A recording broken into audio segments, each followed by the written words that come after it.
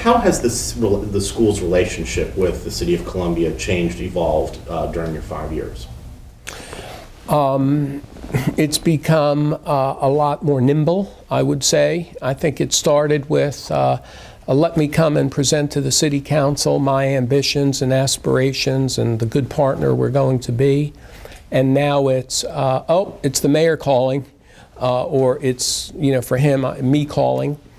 I am cognizant that, and I really believe this, as goes Columbia, so goes the University of South Carolina, whether the issue is crime or jobs or,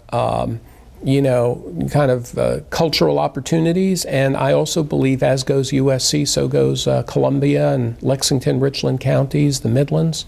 We're that important to each other. So it's very facile. It's not only with the mayor. It's with Councilman Badura, who I believe will challenge the mayor. I'm an equal opportunity university president. It's with Leona Plow. It's with Sam. It's with whoever needs to speak with me at the time. I'm very accessible. It's with the neighborhood associations. I think it's very, very positive. We're not going to agree on everything. There's a development still being planned on Main Street for student housing. I continue to worry about whether that's the right place for undergraduates to be, but that's a private sector-led activity. I understand completely why the city would support it. The former SCANA building. I think it might be great for grad students, for married students. It's not for me to prevent it, but it's also not for me to send my or our students over there just because we support the city's ambitions in contributing to Main Street's growth. What have you learned about dealing with the legislature over your past 5 years? So talk about your learning curve. Take it seriously. It's not a joking matter. There's a lot of stereotyping each other, and they really do care a lot. They really are open to a dialogue and even debate. They really are intelligent, and so are we. And we kind of expect that in return. I'm not a big, I'm not happy if somebody makes a comment without first either fact-checking or asking us about it. And so I don't do that in return. So if you ask me something, what do you think about something? I'm going to check my facts and get it right first. Beyond that, I think, though, the experience in funding both Palmetto College and On Your Time shows that if you have a good idea and sell it properly, they'll be with you. Have you learned something about how to pitch your ideas, Yeah. or what to sell to them? How to, and for lack of a better term, sell to them? What have you learned about that? Well, I believe that their hearts and minds are with the working class people of the state. I do not think it would be productive for me to go request money for example, an expensive piece of research equipment, no matter how important it might be, mass spectrometry or, something like that. It's not that they wouldn't get it or even potentially endorse it, but they're not going to fund it. They're probably not going to fund,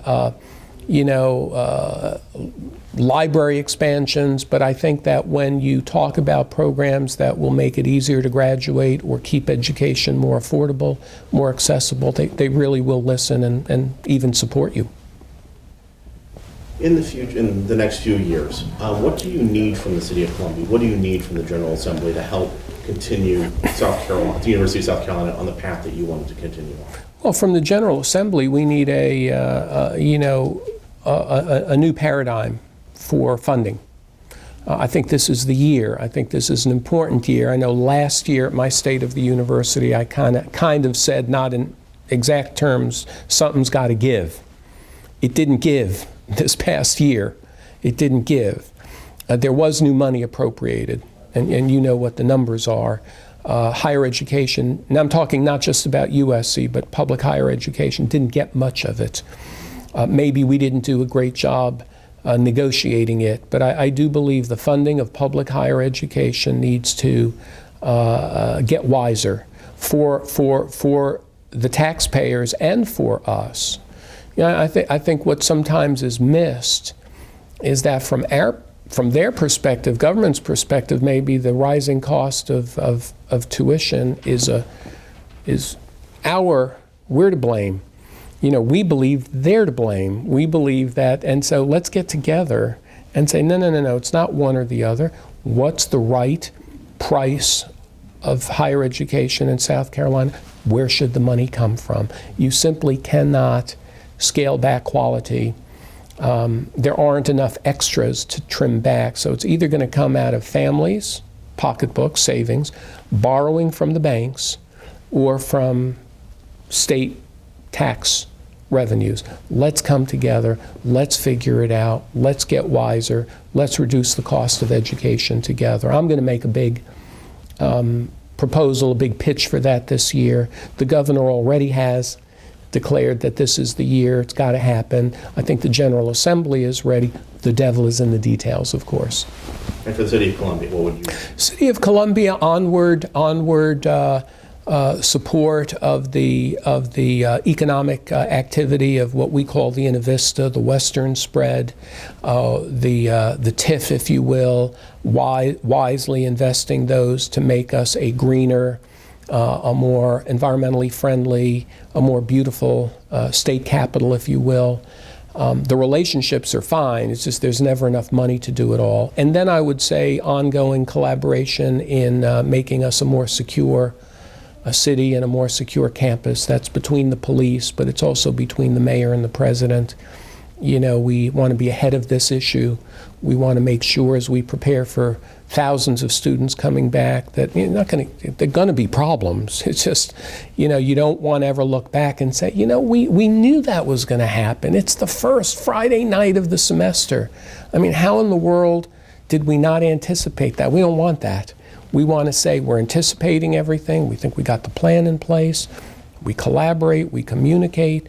Of course, a problem happened and we understand that, but at least we can say we were doing what we supposed to be doing.